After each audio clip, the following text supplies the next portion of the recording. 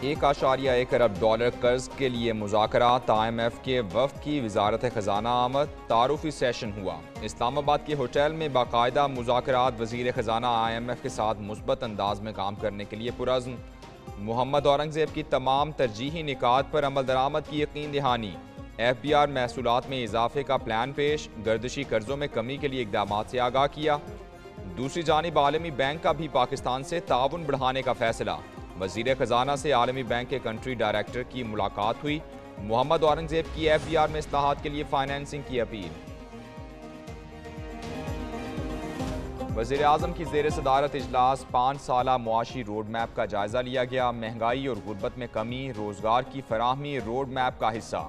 वज़ीर आज़म ने कहा तमाम स्टेक होल्डर से प्लान पर अमल दरामद के लिए मुशावरत की जाए।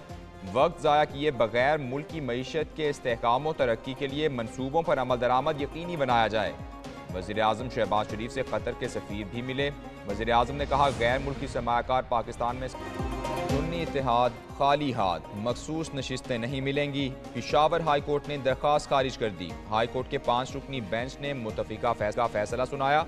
सुन्नी वकील अली जफर ने दलाइल में कहा जिसने जितनी सीटें जीती उनको उसी तनासुब से सीटें मिलती हैं। ऐसा नहीं हो सकता कि उनकी सीटें बढ़ा दी जाएं। अदालत ने रिमार्क्स दिए जो पार्टीज इलेक्शन में हिस्सा नहीं लेती मखसूस नशिस्तों के लिए उनका हक नहीं बनता।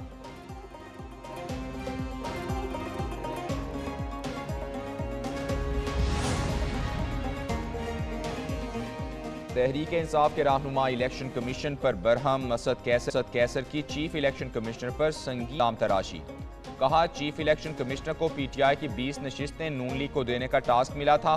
बदले में कनाडा में हाई कमिश्नर बनाने का वादा किया गया।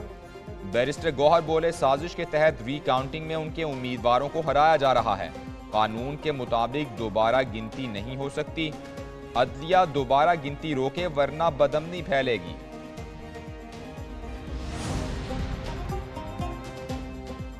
चीफ इलेक्शन कमिश्नर को सफीर बनाए जाने की सख्ती से तरदीद। तर्जुमान इलेक्शन कमीशन ने गुमराह को नफा करार दे दिया। कहा हुकूमत ने सिकंदर सुल्तान राजा को ऐसी कोई पेशकश की ना उनका ऐसा इरादा है। चीफ इलेक्शन कमिश्नर अपनी मुद्दत मुकम्मल करने के बाद भी अपने मुल्क में ही रहेंगे। वो किसी भी बैरून मुल्क असाइनमेंट के तलबगार नहीं हैं। अफवाह फैलाने वालों के खिलाफ कानूनी कार्रवाई की जाएगी।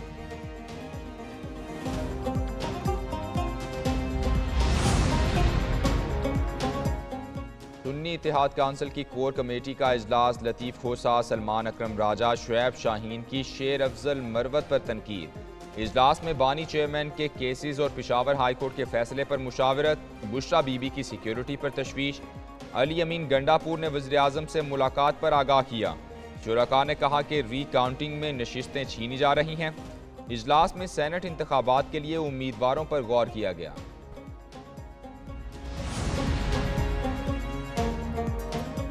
सेनेटर से MNA और MNA से फिर सेनेटर। यूसुफ रजा गिलानी का चंद हफ्ते के दौरान पार्लिमान के दोनों ऐवानों का सफर। साबिक वज़ीर आज़म यूसुफ रजा गिलानी एक मरतबा फिर सेनेटर बन गए।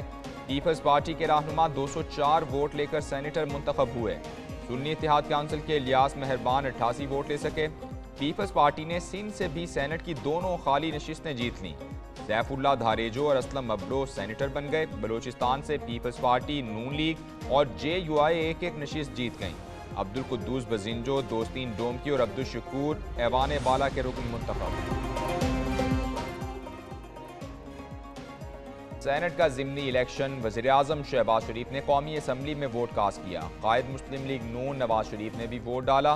बिलावल भुट्टो, यूसुफ रजा गिलानी, खालिद मकबूल सिद्दीकी और दीगर अरकान ने वोट कास्ट किए। सिंध असम्बली में वज़ीर आला मुराद अली शाह, बलोचिस्तान असम्बली में वज़ीर आला सरफराज बुगटी ने वोट कास्ट किया। MQM ने सिंध असम्बली में सेनेट के ज़िमनी इलेक्शन का बायकॉट किया।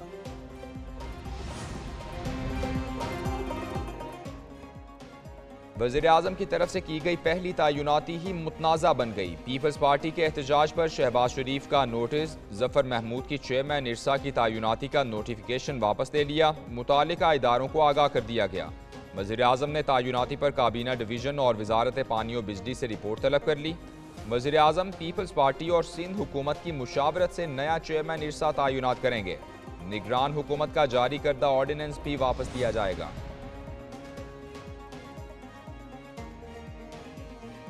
साबिक गवर्नर सिंध मोहम्मद जुबैर के प्रोग्राम ब्रेकिंग बैरियर्स विद मालिक में तहलका खेज इंकशाफात। कहा, जनरल रिटायर्ड बाजवा से मुलाकात नवाज शरीफ और मरियम नवाज के कहने पर की।